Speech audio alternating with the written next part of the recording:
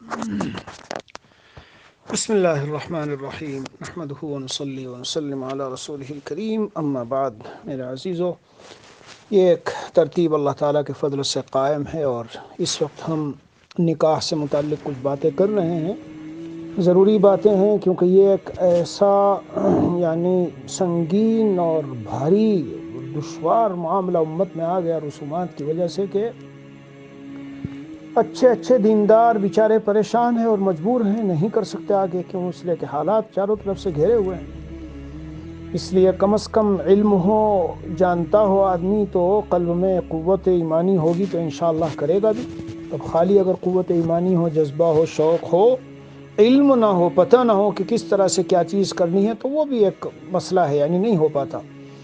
تو میرے عزیزو، آج 5ویں قسط میں بیان کرتا ہوں، اور یہ سمجھ لیجئے کہ کئی سو صفحات کا ان 4-5 قسطوں میں نے مختلف کتابوں کے کئی سو صفحات کا خلاصہ اور بہت ساری احادیث شریفہ کا نچوڑ پیش کرنے کی کوشش کی ہے. تو آج نکاح کے تعلق سے میں وہ باتیں عرض کرتا ہوں ترتیب سے، 15 20 25 اللہ کی نافرمانیاں جو اس میں ہوتی ہے، ان سے ہم اپنے نکاح کو خالی کر لیں، ان سے ہم اپنے نکاح کو پاک و صاف کر لیں، تو انشاءاللہ یہ نکاح حقیقت میں جو ہم لوگ وہ شروع میں کارڈ ایک دیتے ہیں اور اس پہ لکھتے ہیں کہ بھئی دعوت ہے نکاح شادی خانہ آبادی. اب شادی خانہ بربادی ہوئی ہے. اب جو منظر ہے وہ شادی خانہ بربادی ہے، اس لیے کہ سارا جمع کیا ہوا، ساری پونجی جتنا اب تک اکٹھا کیا، اور مزید قرضوں کے بوجھ کے تحت میں دب کے آدمی ایک طرح کی موت طاری ہو جاتی ہے اس پر. خانہ برباد، گھر اس کا برباد.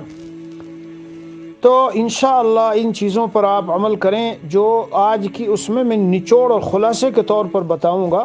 اور جیسے پہلے ہم نے خطبہ اور مغنی کے متعلق، پھر تھوڑا سا کچھ نکاح شادی کے بارے میں، پھر آج بھی کچھ نکاح شادی کے بارے میں ہے، اور انشاءاللہ کل رہائش گھر میں رہنا کس طرح ہے. اور اگر آج مضمون پورا ہو گیا تو الحمدللہ آج ہی بتا کر ختم کر دیں گے، پھر 5 قسطوں میں یہ پورا نکاح کا نظام ایک ہو جائے گا.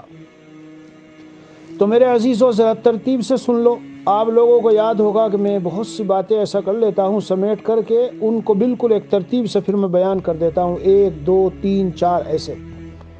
تو ہم نکاح کو کن خرابیوں سے، رسومات سے، گناہوں سے، نافرمانیوں سے خالی کریں اور صاف کر لیں. نمبر 1، اسراف اور فضول خرچی سے بچا لو. ہمارے نکاحوں میں اگر غور کرو تو بہت زیادہ اسراف اور فضول خرچی ہے.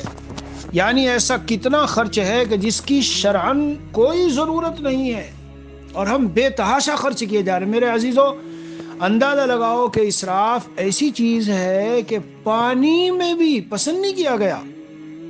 حضور اقدس صلی اللہ علیہ وسلم نے فرمایا کہ اگر نہر جاری پر وضو کر رہے ہو، بہنے والی نہر پر، تو بھی وضو میں پانی زیادہ استعمال نہ کرو. ایک اللہ والے گزرے ہیں ہمارے جی، تو ان کا واقعہ سنا کہ وہ بیٹوں نے وہ لگایا گیزر وغیرہ، اور ان سے کہا کہ ابا صبح کو تہجد میں اٹھتے ہو تو وضو کر لیا کرو، گرم پانی آئے گا. انہوں نے کئی دن وضو کیا، کہا بھائی گرم پانی آتا ہی نہیں. تو وہ کہنے لگے کہ ابا اتنا ٹیپ کھولو کہ اس کے بعد گرم پانی آئے گا. تو انہوں نے کہا نادانو، میں اتنے پانی کو ضائع کروں گا؟ 3-4 لوٹا پانی ایسے بہاؤں گا؟ کیسے میں بہا دوں گا اس طرح سے؟ ابا پانی ہی تو ہے، پانی ہے، اللہ تعالیٰ کی عظیم نعمت ہے، یہ کیسے ایسے کر سکتا ہوں؟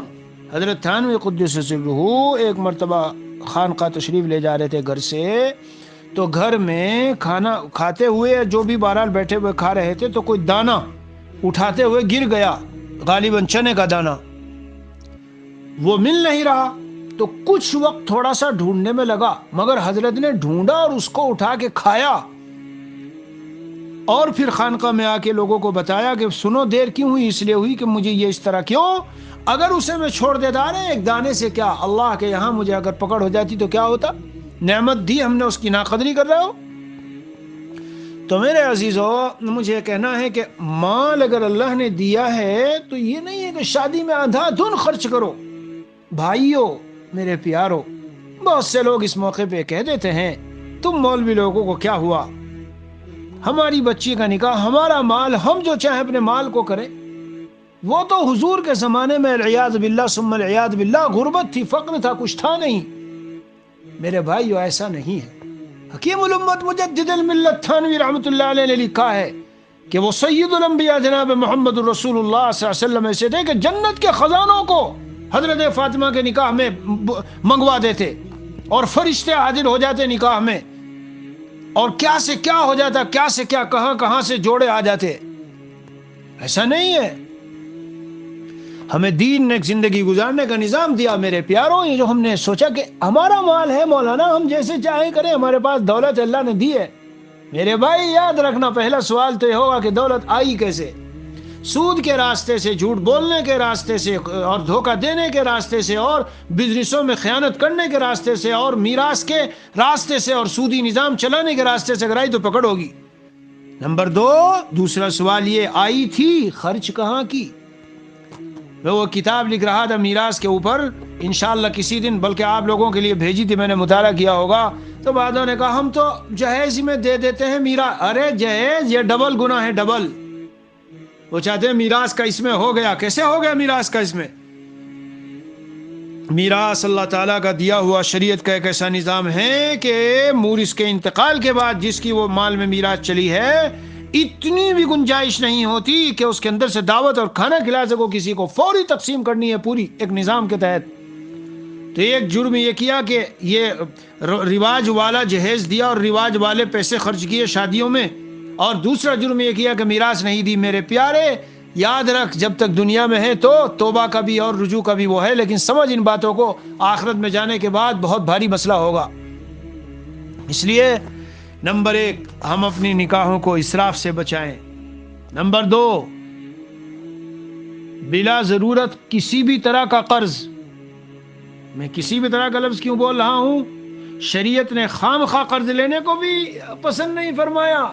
حضور اقدس صلی اللہ علیہ وسلم نے جب پناہ مانگی دین اور کفر سے، تو ایک صحابی یہ رسول صلی اللہ علیہ وسلم نے سوال کیا، اے اللہ کے رسول، کفر کو آپ نے دین کے ساتھ جمع کیا؟ کہ ہاں، میرا اس پر بیان ہے پورا، رمضانوں میں انہی دنوں میں نے کیا تھا، سن لیجئے کتنا سنگین معاملہ ہے، قرض چھوٹی چیز نہیں ہے۔ قال علی جبریل آنفا، حضرت جبرائیل نے بھی مجھے کہا کہ شہید بھی ہو جاوے شہید تو وہ بھی جی قرض کے اس میں پکڑا رہے گا، وہاں یشکو الی ربہ الوحدہ، اپنے رب سے وحدت اور تنہائی کی شکایت کرتا ہے مرنے کے بعد۔ دو ہو گئی۔ نمبر تین، بالخصوص سودی قرض سے بچائیے، اس لیے کہ سود پر اللہ کی طرف سے اعلان جنگ کیا گیا ہے کہ میری اور طرف سے اور رسول کی طرف سے، گویا میرے اور رسول کے ساتھ اعلان جنگ کر رہا ہے وہ شخص جو سود کے اس پر لگا ہوا ہے۔ نمبر چار، اپنے نکاحوں کو اور نکاحوں میں کرنے والے خرچوں کو اور ان جہیزوں کو اور ولیموں کو اور بڑی بڑی شادیوں کو میرے بھائیوں، میرے پیاروں، ریاکاری سے بچاؤ۔ ریاکاری، دکھلاوا، شاندار جوڑے ہیں اور کپڑے ہیں اور گاڑیاں دی جا رہی، اور یہ کیوں سب کو بتایا جا رہا ہے، ہاں بھائی پوری لسٹ ہے، یہ دیا ہے ہم نے۔ ریاکاری، دکھلاوا، سب سے پہلے جہنم جن سے گرمائی جائے گی، یاد رکھنا وہ تین ریاکار ہوں گے: قاری، بہت بڑا عمل کرنے والا، عالم، شہید، بہت بڑا عمل کے اللہ کے راستے میں جان دی ہے، اور سخی جو مال خرچ کیا کرتا تھا مگر ریاکاری نے برباد کر دیا۔ تو جب نکاح کرنے کا تصور کرو، بچی کا نکاح ہے، بچے کا نکاح ہے، تو دل کو ٹٹولو پہلے کہ کہیں کسی مقام پر ریاکاری تو نہیں۔ اور خاص طور سے خواتین اور عورتوں کی خدمت میں عرض ہے، قدم قدم پہ ان کے پیش نظر یہی ہوتا ہے کہ برادری کی عورتیں دیکھ لیں، یہ دیکھ لیں، وہ دیکھ لیں، ان کو پتہ چل جائے ہم کون ہیں۔ اس سے بچائیے۔ آگے بڑھیے۔ نمبر پانچ، فخر و مباحات، ایک دوسرے پر اپنی بڑائی جتانا، ایک دوسرے کے اوپر اپنے آپ کو بڑا دکھانا کہ میں ایسا ہوں اور ویسا ہوں، فلاں کے 4 کھانے تھے، ہمارے 5 اور 6 ہوں گے، اس کے دستے ہمارے 15 ہوں گے۔ شادیوں کا میں نچوڑ نکال رہا ہوں، بہت سارے صفحات، کئی تو صفحات سے مختلف کتابوں کے نچوڑ ہے یہ۔ اس سے اپنی شادیوں کو پاک و صاف کیجئے۔ جب دل میں خیال آئے فوراً، بھائی یہاں ہمارے اس محلے میں فلاں ایک نکاح ہوا تھا، اب تک جو اتنا بڑا چرچے والا تھا، ہمیں اس سے آگے بڑھنا ہے، تو فوراً دل سے کہہ دو توبہ توبہ، نحوست اس سوچ پر۔ اگر پیسہ خرچ کرنا ہے اور حلال کا اللہ نے دیا ہے تو اپنے داماد کو اور اپنی بیٹی کو شادی کے بعد اطمینان سے ایک گاڑی خرید کے دے دیں گے، بعد میں کوئی کسی کو دکھلاوا نہیں، گاڑی خرید دیں گے، پلاٹ خرید دیں گے، مکان خرید دیں گے، فلاں چیز کر دیں گے، یہ کر دیں، کر دو، کر دو، کون منع کرتا ہے؟ میں نے کل کہا تھا، پرسوں کہا تھا، جتنا دینا ہے دے دو جہیز، یہ تو ایک تحفہ ہے، ہدیہ ہے، صلہ رحمی ہے، کون منع کر رہا ہے؟ نمبر 6، مخلوق کے دباؤ میں، ہاں لوگوں کے دباؤ میں اور خوف ملامت، یہ ہے جو گھیرے ہوئے ہم سب کو، سمجھ لو میرے پیارو، خوف ملامت اور مخلوق کا دباؤ۔ لوگ یوں کہیں گے، ارے کہیں مجھے یوں نہ کہہ دے، میری ناک کٹ جائے گی، میں ذلیل ہو جاؤں گا، لوگ یوں سوچنے لگیں گے اور چاروں طرف یوں بدنامی ہوگی، یہ ہے۔ اللہ کے بندو، سادگی کے ساتھ نکاح کرنے میں رسول اکرم صلی اللہ علیہ وسلم کا فرمان ہے، ان اعظم النکاح برکۃ ایسرہ معونہ، جس میں سب سے کم خرچ ہوتا ہے وہ سب سے زیادہ برکت والا ہے، اور سنت نبوی جی صلی اللہ علیہ وسلم کے مطابق نکاح کرنے سے اللہ کے یہاں محبوبیت اور عزت ملتی ہے۔ تو لوگوں کو کیا پرواہ کرنی ہے بھائی، لوگوں کی؟ یہ جو آج آپ کو رسومات پر کھڑا کر رہے ہیں اور ان کی وجہ سے آپ دین کے حکموں کو، شریعت کے حکموں کو توڑ کر اللہ کی ناراضگی مول لے رہے ہیں، کیا قبر میں کل آپ کے ساتھ جائیں گے؟ اور میرے بھائیو یاد رکھنا، یہ عزت نہیں ہوتی۔ حدیث ابو ہریرہ رضی اللہ عنہ، جب اللہ کسی بندے کو پیار کرتے ہیں اور محبوب بناتے ہیں تو حضرت جبرائیل سے کہتے ہیں میں نے اس کو محبوب بنایا، اے جبرائیل تم بھی محبت کرو، اور سارے آسمانوں میں منادی اور اعلان کرا دو، سب محبت کرنے لگے فرشتے، اور پھر زمین والوں کے دلوں میں محبت ڈالی جاتی ہے۔ سمجھ لیجئے ان باتوں کو، ہاں۔ اور یہ کہیں سے ہوتی ہے؟ اتباع سنت سے، دین سے، للہیت سے، تقوی سے، لوگوں کے دکھلاوے سے نہیں کہ لوگوں کی نگاہوں میں لوگ یوں نہ کہہ دیں۔ بہرحال لوگوں کا دباؤ، خوف ملامت، اگر دل میں یہ آوے جب آپ نکاح کرنے چل رہے ہیں، کسی گوشے میں ہو، بھائی فلاں کام کرنا پڑے گا بھائی، ورنہ لوگ یوں کہیں گے۔ اب تک تو بہت مولوی صاحب جو ہے شادیوں میں شریک ہوتے تھے اور یہ کہتے تھے، آج جب خود ہے تو یوں کرنے لگے۔ مت کہو، مت پرواہ کرو کسی کا کہنے کی۔ نمبر 7، طیب خاطر کے بغیر یعنی دل کی صحیح خوشی کے بغیر نہ جہیز دینا جائز اور نہ دعوت کھلانا جائز، اور اگر اشراف نفس ہو، دل میں لالچ ہو اور تمنا ہو تو جہیز کا لینا بھی جائز نہیں۔ یعنی داماد کے دل میں تمنا ہے کہ مجھے یہ ملے، یہ ملے، یہ ملے، حکیم الامتحان نے لکھا ہے کہ یہ دل کا سوال ہے، اب لینا جائز نہیں۔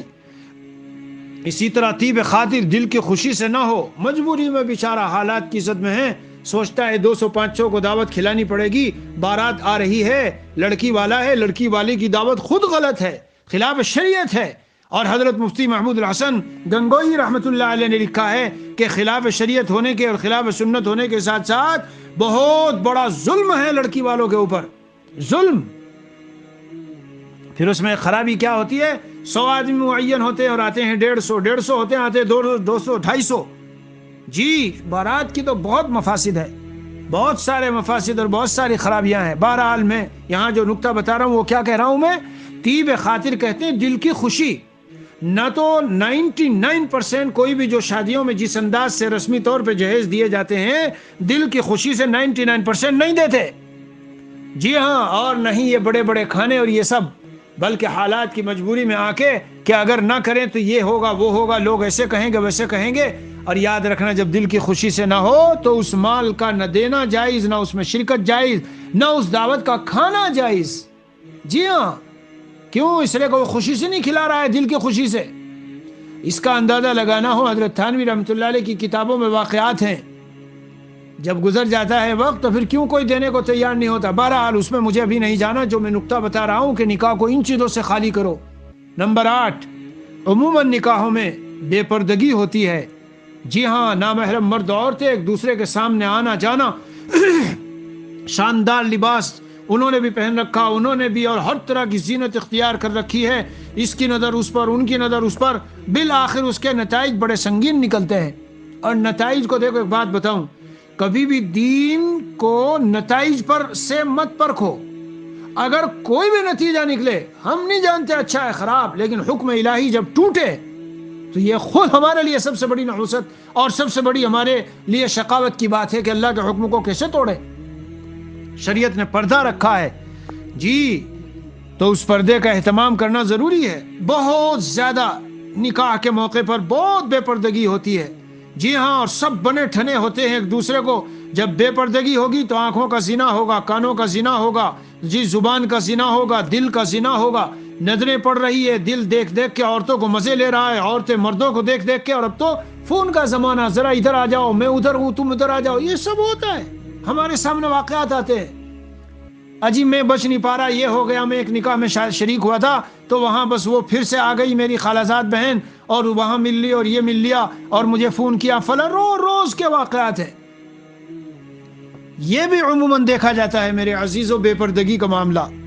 نمبر 9، جب کہیں کسی جگہ یہ تقریب ہوتی ہے تو صرف ایک دن نہیں، ایک دن کی 5 نمازیں، کئی دن تک نمازوں میں جماعت، اچھا خاصا پابند تھا، جماعت سے نماز پڑھتا تھا مسجد میں، جماعت بھی گئی اور ادا نماز بھی گئی، قضا ہو گئی، اور پھر بہت سی خواتین تو قضا اور ادا کی بھی پرواہ نہیں کرتی، 2 3 دن تک نماز کا پتہ نہیں، ایسے مشغول۔ حضرت تھانوی قدس سرہ نے فرمایا کہ بعد عورتیں کہہ دیتی ہے گھر میں عورتیں اتنی تھی، جگہ ہی نہیں تھی، کہاں نماز پڑھتی ہم؟ تو حضرت فرماتے ہیں اللہ عز و جل کے یہاں یہ عذر چلے گا یہ عذر کہ گھر میں جگہ ہی نہیں تھی، کہاں نماز پڑھتے ہم؟ وہ نماز کے جو کھڑے ہو کے نہ پڑھ سکو تو بیٹھ کے پڑھو، بیٹھ کے نہ پڑھ سکو تو لیٹ کے پڑھ سکو، لیٹ کے پڑھو، اور طہارت نہ ہو تو یوں کرو، اور وضو نہ ہو تو تیمم کرو، یعنی جس کو کسی حال میں چھوڑنے کا نہیں ہے۔ اچھی خاصی صحت، تندرستی، ساری نعمتیں کہ گھر میں جگہ نہیں تھی۔ حضرت فرماتے ہیں اگر اللہ نے پوچھا کہ ایسے گھر میں تم کیوں گئی تھی جہاں جگہ نہیں تھی، جب وہاں جگہ نہیں تھی کیوں گئی تھی، اور اگر چلی گئی تھی تو نماز کے وقت میں تمہیں کس کھوٹے سے کیل لگا کے اور زنجیر لگا کے باندھ دیا گیا تھا کہ تم نکل کے اپنے گھر نہیں گئی؟ اس لیے عموماً میرے عزیزوں اور میرے بھائی، عموماً نمازوں کی جو قضا ہوتی ہے، اور جو اہتمام تھا وہ چھوٹ جاتا ہے، اس سے بھی خالی کرو۔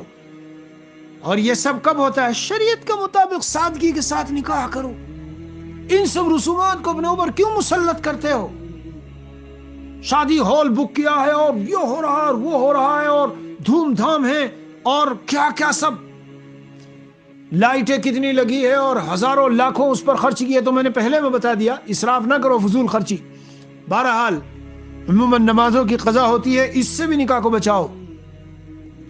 بعض علاقوں میں یہ رواج ہے بعض علاقوں میں یہ رواج ہے کہ جب نکاح کے بعد دلہن گاڑی میں بیٹھ کے چلے گی تو وہ پیسہ بکھیرتے ہیں، ممنوع ہے، ناجائز ہے، اور یہ دوسروں کی رسم ہے۔ اسی طرح سر پہ جو صحرا باندھا جاتا ہے، یہ بھی ہندوؤں کی رسم ہے، اس سے بھی نکاح کو اپنے کو بچاؤ، اس کی بھی ضرورت نہیں ہے۔ صحرا باندھا اور مسجد میں 2 رکعت پڑھنے کے لیے گیا وغیرہ وغیرہ، ارے بھائی 2 رکعت اگر تم شکر کی پڑھ رہے ہو گھر میں پڑھو، یہ رسمی انداز سے جانا کہاں سے ہے؟ شکرانے کی نماز پڑھو۔ حضرت نے لکھا، حضرت تھانوی قدس سرہ نے، ٹھیک ہے شکر کا دن ہے اور شکر کا مقام ہے کہ الہ العالمین میرے لیے آپ نے ایک جائز راستہ، میری زندگی کے سامان سکون ایک جائز راستے سے پورا ہونے کا ذریعہ مجھے آپ نے دے دیا ہے، تو اس لیے پڑھ لو، کوئی حرج کی بات نہیں ہے، بلکہ اچھا ہے، پڑھ لینا چاہیے۔ بہرحال یہ بھی، اور اسی طرح نمبر 10 اور 11 12 جو بھی کہہ لیجئے، کہ کسی مسلمان کی تحقیر اور اس کی ایذا ممنوع ہے۔ جب بارات میں جاتے ہیں اور اتنے لوگوں کو لے کے جاتے ہیں کہ دیکھنا ہے ذرا اس میں کتنا دم ہے اور خم ہے اور کیا ہے، اور اس کے کھانے کو کم کرانا ہے، آج دیکھا ہے ہم نے ایسا منظر، تو اس کو آپ نے 100 کا بتایا اور 150 200 لے کے گئے اور کھانا کم پڑا، تو اس کی تحقیر و تذلیل ہوئی، ذمہ دار آپ ہیں، اس کے قلب کو ایذا پہنچی، ذمہ دار آپ ہیں۔ پہلی بات تو میں نے عرض کیا تھا کہ یہ بارات میں لے کے جو جاتے ہیں لڑکے والے، نہ بارات کی کوئی اصل ہے، منع ہے۔ یہ جس زمانے میں ایجاد ہوئی، جب راستوں میں حفاظت نہیں تھی، محفوظ نہیں ہوتے تھے، تو مل کے جاتے تھے تاکہ جہیز وغیرہ، وہ زیورات وغیرہ محفوظ رہیں، وہ تو وہ چیز تھی۔ آج تو یہ سب زمانہ نہیں رہا، حالات نہیں رہے، لیکن ابھی بھی یہ رسم چل رہی ہے۔ اسی طرح بہت سے علاقوں میں یہ رسم ہے کہ سلامی پر لڑکے کو بلاتے ہیں اور وہ اندر جاتا ہے اور ساری خواتین ادھر کی ادھر کی، بہت ہے یہ بھی رواج۔ ذرا لڑکا آ جائے، نکاح ہو گیا، چلو نکاح ہو گیا، اب نکاح کے بعد گھر کی ساری خواتین اس لڑکے کو بٹھا کے گھر میں بٹھاتی ہیں اور دیکھتی ہیں کہاں سے تمہارے لیے جائز ہے اس کو دیکھنا، اور اس کی بھی نظر پڑے گی غیر محرموں پر، کیسے جائز ہے اس کے لیے دیکھنا، تو اس کا ان کو دیکھنا، جی خواتین کو اور خواتین کا اس کو دیکھنا، دونوں ناجائز۔ اور پھر سلامی میں اور چیزیں ہوتی ہے، وہ سب جگہ نہیں ہوتی، اس لیے میں ان کو بیان نہیں کرتا۔ بہت سی رسمیں پہلے ہوتی تھی، آج کل نہیں لیکن یہ اس قسم کی چیزیں آج کل بھی پائی جا رہی ہے. بھائی تم نے گھر میں اپنی خواتین میں اس کو بلایا ہے اور وہاں سب جوان اس کی بہنیں اور خالازاد اور یہ اور وہ ساری ہیں وہاں جس سے ان کا کوئی محرمیت کا رشتہ بھی قائم نہیں ہوا, تو کیسے بلا کے ان کو دیکھ سکتے ہیں اور بٹھا سکتے ہیں اس طرح سے؟ جی ہاں, اس لیے اس سے بھی بچنے کی ضرورت ہے. اسی طرح رشتے کے موقع پر, نکاح کے موقع پر یا خطبے کے موقع پر جی باقاعدہ دعوت کا اہتمام, لڑکی والے کا باقاعدہ دعوت کا اہتمام, یہ میں بتا چکا ہوں, لیکن میں نے عرض کیا کہ اس کو خاص طور سے پھیلانا چاہیے کیونکہ اس میں بہت کوتاہی ہے. اچھے لوگ کہتے تھے اس میں کیا حرج ہے. یہاں رک کر ایک بات بتاؤں گا, وہ بات یہ ہے کہ لڑکی والے کے یہاں جو مہمان آئے, مثلا لڑکے کے یہاں سے 2-4 لوگ آئے اور کچھ ان کے اقربا اعزاء ادھر ادھر سے آئے ہوئے ہیں, تو یہ تھوڑا ہی کہ وہ کھانا کھانے کے لیے بازار جائیں گے. وہ تو بحیثیت مہمان کے آپ کے اقربا اعزاء کے ہیں, تو اس لیے ان کو کھانا کھلا دو. لیکن اہتمام سے باقاعدہ اس کی دعوت کرنا, اور ہمارے حضرت والا نے فرمایا کچھ چائے پانی پلا دو, چائے شربت چائے پانی وغیرہ پلا کے رخصت کر دو, یا اگر مختصر کھانا بھی ہے اور مختصر لوگ آئے ہیں, مقصود کیا ہے کہ باقاعدہ دعوت کا اہتمام نہ ہو. دعوت کا جیسے اہتمام ہوتا ہے, 2-4 آدمیوں کو کھانا کھلانا تو ہوتا ہے, اس میں کوئی بات نہیں. اور دور سے آئے ہوئے ہیں, تو جب دور سے آئے ہوئے ہیں تو وہ تھوڑا ہی کہیں اور کھانے کے لیے جائیں گے. لیکن پھر بھی بہت سے بزرگوں نے تو یہاں تک کیا کہ ایسے وقت میں نظام بنایا کہ دعوت کا باقاعدہ اہتمام کرنا ہی نہیں پڑے. آئے اور نکاح ہوا اور چلے, کچھ چائے پانی پلا دی اور چالو کر دیا. یہ اعلیٰ درجہ ہے, لیکن بہرحال جو میں عرض کر رہا ہوں اس کی گنجائش ہے کہ اگر اس طرح کے کچھ مہمان اقربا اعزاء وغیرہ آئے اور چند لوگ ان کے ساتھ آئے ہوئے ہیں, تو اس کا کھانا کھلانے میں اس میں کوئی قباحت کی بات نہیں ہے. جو خلاف سنت ہے وہ باضابطہ دعوت کا اہتمام کرنا اور اس انداز سے بارات کی شکل میں لوگوں کا وہاں پر پہنچنا, جی تو اس سے بھی بچائیے. آگے بڑھو. 13-14 نمبر جو بھی آپ لگائیں, گانا بجانے کا بہت اہتمام ہونے لگا آج کل ہندوستان میں, تو ڈی جے بج رہے ہیں اور ایسی غیر محرم لڑکیاں بعد اس میں آتی ہیں اور ان کو ناچنا نچانا اور ایسے ایسے اعمال ہونے لگے کہ یعنی عقل حیران ہو جاتی ہے. ایک نکاح ہمارے ہاں ہوا جس کا مجھ کو علم ہوا جب میں جاتا ہوں سفر کرتا ہوں, کہ دروازے پر ایک جوان عورت بے پردہ ایسے کھڑی کر دی گئی. انگریز گوری کہیں سے آئی, لایا گیا اس کو, اور وہ پھول ڈال رہی تھی سب کے اوپر جو بھی جتنے اندر جا رہے تھے. اور اس موقع پر علماء اہل علم کو خاص طور سے میرے عزیزوں اہتمام کرنا چاہیے. مقتدا ہوتے ہیں لوگ, ایسی جگہ جائیں تو دوسرے لوگ دلیلیں پکڑتے ہیں. میوزک ہو رہی ہے, گانا بج رہا ہے اور فحش و بے حیائی کے کام ہو رہے ہیں. الغناء ينبت النفاق, دل میں نفاق غنا اس طرح پیدا کرتا ہے گانا بجانا جس طرح پانی کھیتی کو پیدا کرتا ہے زمین میں. حضور اقدس صلی اللہ علیہ وسلم فرماتے ہیں میں گانے بجانے کو مٹانے آیا. امت گانے بجانے کو وجود میں یعنی گویا مقابلے میں کھڑے ہو کے کہہ رہی ہے آپ مٹانے آئے, ہم مٹنے نہیں دیں گے. اے میرے پیارے مسلمان بھائی, تجھے اس اپنے نکاح میں جو بچی کا نکاح ہے, بچے کا نکاح ہے, خیر و برکت چاہیے نہیں, سکون اور اطمینان چاہیے نہیں, ان کے دلوں میں محبتیں ہوں اور خاندانوں میں جوڑ ہو چاہیے کہ نہیں؟ یہ دینے والا کون ہے؟ صرف اللہ عز و جل کی ذات ہے. جب لوگ مجھے کہتے ہیں حضرت ایسے سنت و شریعت کے مطابق کرے تو کام نہیں چلتا, رشتے نہیں ملتے آج کل, تو میں ان کو پوچھتا ہوں ارے اللہ کے بندے, کام نہیں چلتا, کام چلانے والا کون ہے؟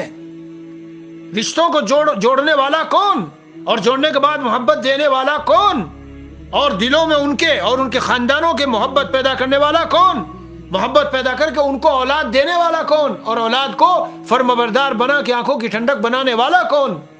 میرے بھائی, ہم تو زندگی کے ہر قدم پر, ہر لمحے, ہر منٹ حق سبحانہ و تعالیٰ کے محتاج ہیں. اللہ کو ناراض کر کے ایک قدم نہیں چل سکتے. بہت ساری ایسی بڑی بڑی شادیاں ہوئی جن میں کروڑوں تک خرچ کی بات پہنچ گئی, لیکن ابھی چند ہی مہینے گزرے تھے کہ کورٹ کچہری کے چکر کٹنے لگے. لڑکی والے نے دعویٰ کیا میرے 1 کروڑ خرچ ہوئے, مجھے دلواؤ. لڑکے والے نے اسی طرح بدماشی کی اور کیا کیا کیا. روز روز یہ واقعات پیش آتے ہیں. بہرحال گانے بجانے سے بچائیے, ڈی جے اور میوزک سے بچائیے, اور ننگی اس طرح کی چیزوں سے بچائیے اپنے نکاح کو. نمبر 15, حدیث شریف میں آیا کہ بن بلائے مہمان کتنے جاتے ہیں ولیمے میں, ولیموں میں کتنے جا رہے ہیں. بلایا ہے اس نے فلاں فلاں کو، اور ساتھ میں بچے بھی اور وہ بھی اور فلاں بھی، اور بالخصوص بارات میں جو بن بلایا مہمان ہو، حدیث شریف میں ہے کہ وہ داخل تو ہوا ہے چور بن کر، اور جب نکلا ہے وہاں سے تو لٹیرا بن کر، لٹیرا دخل سارقا وخرج مغیرا، لوٹنے والا. تو اس لیے اس سے بھی اپنے آپ کو محفوظ رکھیے. اسی طرح 17-18 نمبر جو بھی آپ کہیے، تو اس میں سے ایک یہ ہے کہ ولیمہ جب کیا جائے تو ولیمے میں میرے عزیزو، ولیمے میں صرف فقراء، صرف امراء کو نہ بلائیے، فقراء کو بھی بلائیے، ورنہ شر الطعام ہے. پھر یہ شر الطعام خاص خیال رکھیے. اور ولیمہ جب کریں جی تو ولیمہ اس میں کیا، نمبر 1 غربا کا خیال رکھیے، نمبر 2 اپنی استطاعت کے مطابق کیجئے. سن لیجئے گا، اگر قدرت ہے آپ کو 20 آدمیوں کو بلانے کی، بس 50 کو تو 50 کو بلا لو، اور اتنا ہی 1-2 کھانا جو بنانا ہے بس. حضور پاک صلی اللہ علیہ وسلم کے مختلف نکاحوں میں ولیموں کی تفصیل موجود ہے، لیکن تفصیل پڑھنے کے بعد آپ کو پتہ چلے گا کتنی سادگی تھی. تو نمبر 1 غربا کو بھی بلائیے، نمبر 2 اپنی قدرت استطاعت کے مطابق کیجئے، نمبر 3 سودی قرضہ نہ لیجئے کرنے کے لیے، نمبر 4 اس میں دکھلاوا اور فخر و مباحات والی نیت نہ رکھیے. بڑے بڑے کھانے 9-9 10-10 یہ بھی تھا اور وہ بھی تھا، اور اتنے ہزار لوگ. نمبر 5 تکلفات سے بچیے، اور نمبر 4 خالصتاً لوجہ اللہ کیجئے.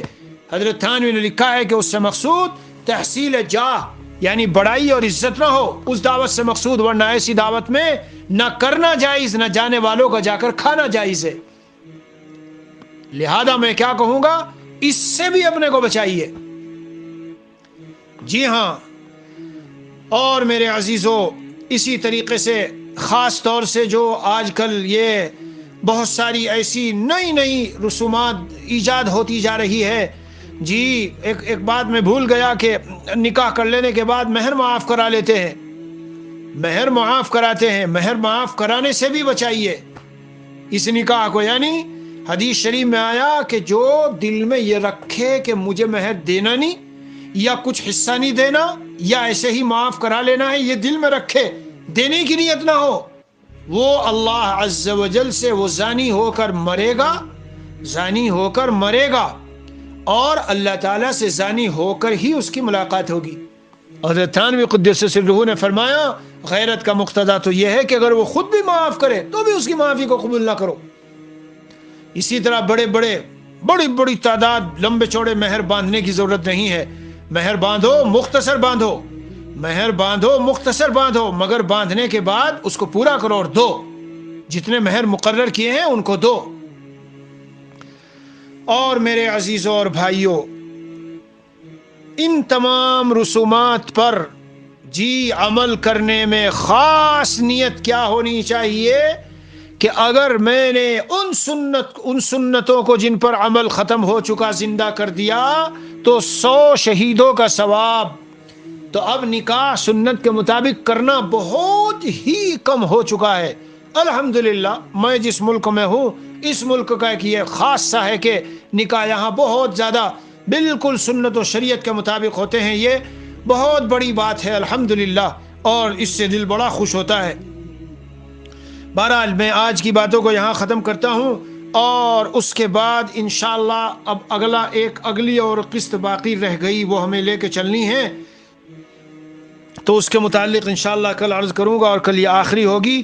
یعنی یہ سمجھو کہ نکاح بھی ہو گیا، اور یہ مطلب نکاح کی جو معاملات تھے ولیمہ وغیرہ وہ بھی ہو گئے.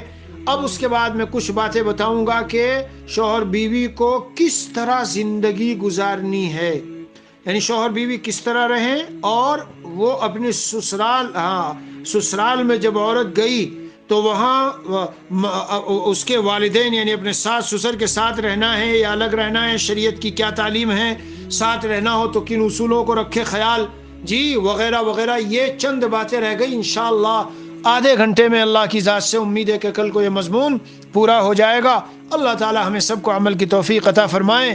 اور میرے عزیزو دیکھ لو، یہ نکاح ہے بظاہر یعنی انسان کی ایک زندگی کا وہ ہے جو سب کرتے ہیں، کافر بھی اور دوسرے بھی، لیکن یہ بظاہر دنیاوی معاملہ بھی ہمارے لیے اگر ہم صحیح طرح کریں تو عبادت بن جاتا ہے. عبادت. اللہ تعالی عمل کی توفیق عطا فرمائے. وصلی اللہ علی النبی الکریم وعلی آلہ واصحابہ اجمعین والحمد للہ رب العالمین.